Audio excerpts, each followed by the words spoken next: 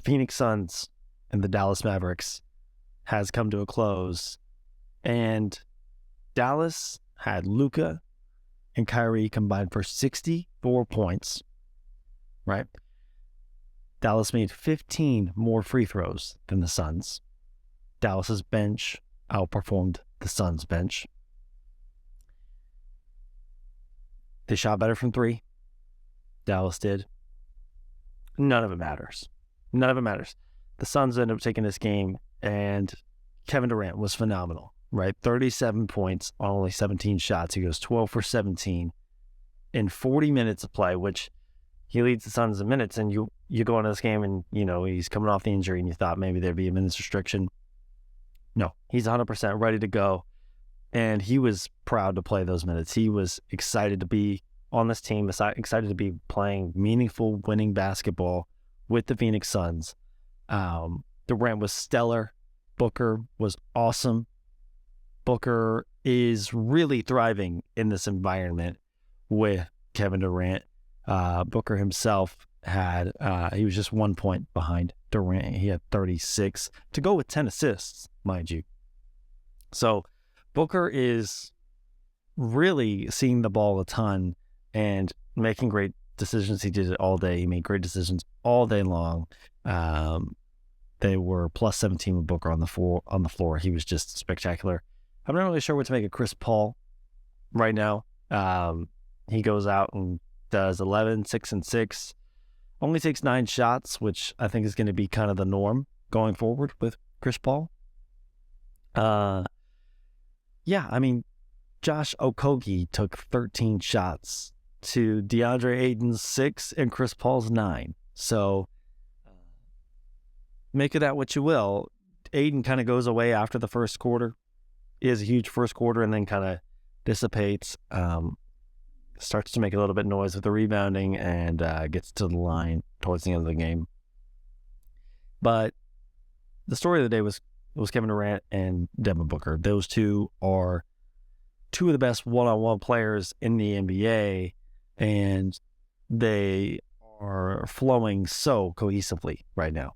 They're only 3 games in, and it looks like they played an entire career together. So it's pretty terrifying. It's pretty terrifying. They didn't get to the line that much today. You expect that to probably change going forward, but you're loving what you're seeing from the Suns. If you're on this Suns bandwagon, you are loving what you're getting from them. Durant, obviously, is going to be a seamless fit on both sides of the floor.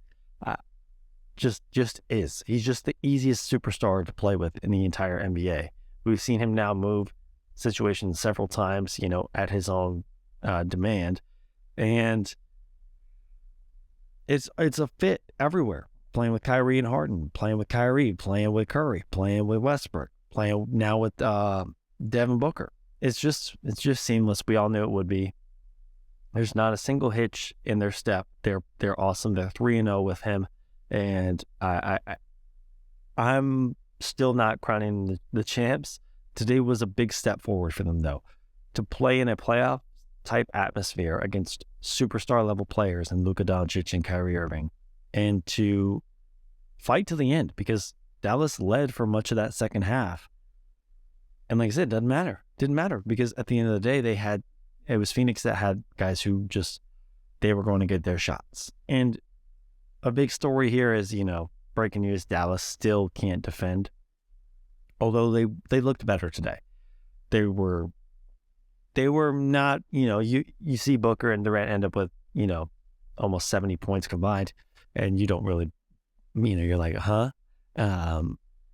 But they did. They at least tried to make things harder for them. The effort was there. The effort was there from Dallas. And effort's just not going to be enough against a team like Phoenix. Okay? It's just not going to be enough. Phoenix was incredible. Dallas was awesome. Dallas wins this game with this level of effort and this level of shot making. They win this game against most any other team in the league the way they played today. But Phoenix is not just any other team in the league. They are the Phoenix Suns, now headlined by Kevin Durant. So,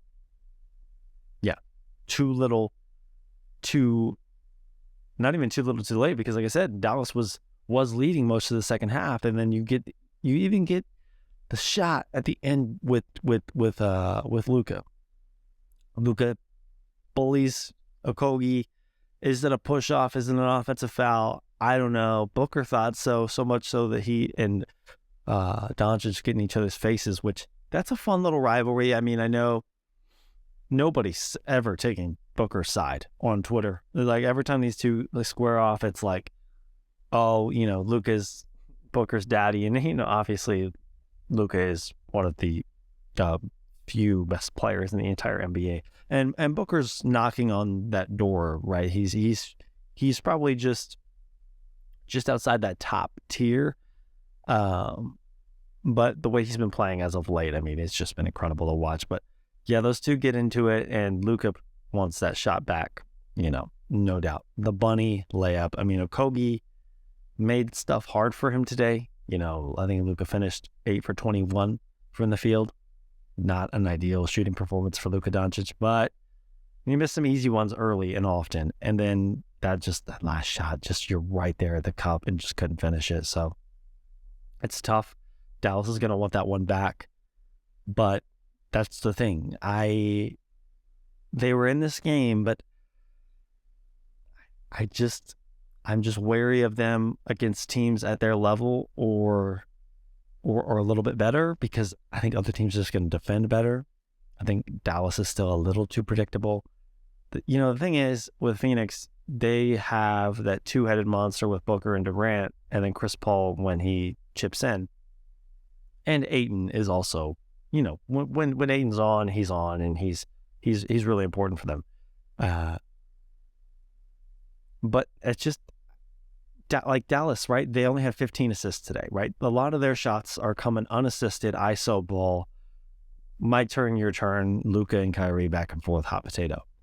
That's just not the case with Phoenix. Like I said, it looks like they've been playing together for years. The way that they are cohesively flowing, it looks like they've played together for years. So make of that what you will. They're awesome, and it's scary, and it doesn't really matter that they're a little thin on the bench, because they pull Ish Wainwright out of nowhere, who goes 4 for 6, all threes, all cash, and Josh Okogie has stepped up. He looks like he's going to be that starter for the remainder of the season. He's like they're going to want him to be like Mikal Bridges light, like Mikal Bridges 20 light version though, and he kind of is that. He's a really good defensive player. He makes life hard for guys like Kyrie and Luka. Those guys are still going to get their baskets, but Luka, especially today, did struggle shooting from the field. So man, Phoenix, it's going well. It's going well so far. We're going to see how it keeps up. You hope those guys can stay healthy, because if they do, they could run. They could run the entire Western Conference in the playoffs. Who knows? A Suns-Celtics finals would be really juicy, really fun. I would greatly love to see that, but there's still a lot of time left, and I don't think it's ideal that Durant plays 40 minutes every night.